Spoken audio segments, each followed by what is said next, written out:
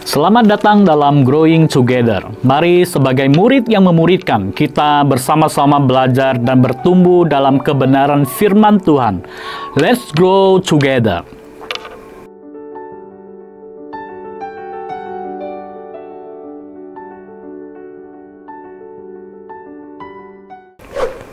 Saudara-saudara, isu tindakan kekerasan dan kejahatan yang muncul di medsos dan di televisi merupakan ekspresi kehidupan manusia yang tidak lagi peduli dengan sesama dan cenderung mementingkan dirinya sendiri. Saudara-saudara, saat membicarakan kondisi manusia yang egosentris, seorang teman kantor sering kali merespon dan berkata, "Ini adalah tanda-tanda akhir zaman. Tuhan Yesus telah memberikan bocoran, kasih manusia akan semakin dingin." Saudara-saudara, teman kantorku itu mengutip dari Matius pasal 24 ayat 12 yang berbunyi, "Dan karena makin bertambahnya kedurhakaan, maka kasih kebanyakan orang akan menjadi dingin." Saudara-saudara, gambaran kondisi seperti inilah yang kita temukan dalam realitas kehidupan saat ini. Manusia membenarkan segala cara untuk mendapatkan keinginan-keinginannya dengan menyakiti dan menghancurkan orang lain, dan juga melupakan apa yang diajarkan oleh firman Tuhan untuk mendapatkan apa yang mereka inginkan. Tetapi yang menjadi pertanyaannya, saudara-saudara, apakah kita akan menjadi bagian dari kebanyakan orang yang kasihnya menjadi dingin, atau menjadi orang-orang Kristen yang tetap hidup dalam kasih yang sejati? Saudara-saudara, tentu saja kita ingin menyaksikan kehidupan dengan kasih yang sejati, bukan? Namun yang menjadi pertanyaannya, bagaimana caranya kita bisa hidup dalam kasih yang sejati di tengah dunia yang dingin ini? Saudara-saudara, hal inilah yang mau kita renungkan dari Markus pasal 12 ayat 33, di mana firman Tuhan mengajarkan orang Kristen untuk hidup dalam kasih yang sejati dengan menghidupi hukum yang terutama. Saudara-saudara, di dalam Markus 12 ayat 33 menulis, "Memang dengan mengasihi Dia dengan segenap hati, dengan segenap pengertian, dan dengan segenap kekuatan, dan juga mengasihi sesama manusia seperti diri sendiri, adalah jauh lebih utama daripada semua korban bakaran dan korban sembelihan." Saudara-saudara, Markus 12 ayat 33 ini merupakan bagian di dalam perikop yang menceritakan tentang pembicaraan Tuhan Yesus dengan seorang ahli Taurat. Setelah ahli Taurat ini mendengar jawaban Tuhan Yesus kepada orang-orang Saduki yang dianggapnya tepat, maka ahli Taurat ini juga mengajukan pertanyaan yang sering kali diperdebatkan oleh orang-orang Yahudi. Pertanyaan itu adalah, hukum manakah yang paling utama? Dari 613 perintah yang terkandung dalam Taurat, di mana terdapat 248 perintah dan 365 larangan, manakah hukum yang terutama? Pertanyaan ini tentu tidak mudah untuk dijawab. Karena itulah menjadi perdebatan yang tidak terselesaikan antar mereka. Namun saat itu Tuhan Yesus memberikan jawaban yang sangat berkesan bagi ahli Taurat itu.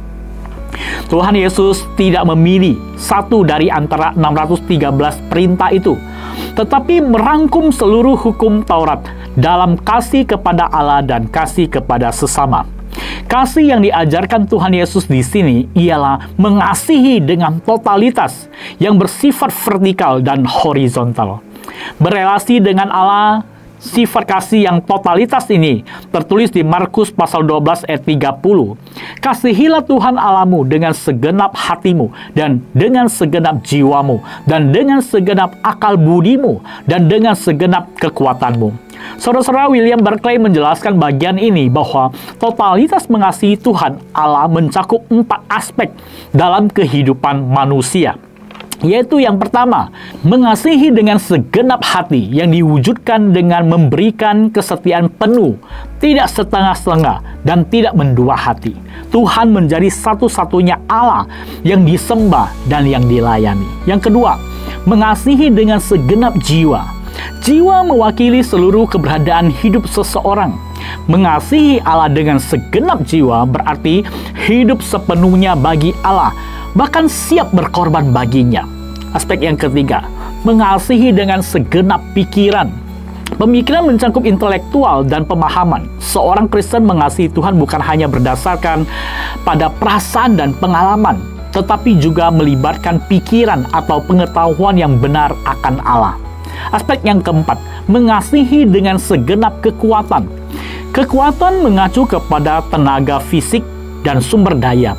Ini berarti orang Kristen harus menggunakan semua kemampuan dan kepunyaannya untuk melayani Tuhan. Dari penjelasan tadi, William Barclay menyatakan bahwa mengasihi Allah dengan totalitas mencangkup seluruh aspek dalam kehidupan orang Kristen, yaitu spiritualitas, emosional, intelektual, dan juga fisik.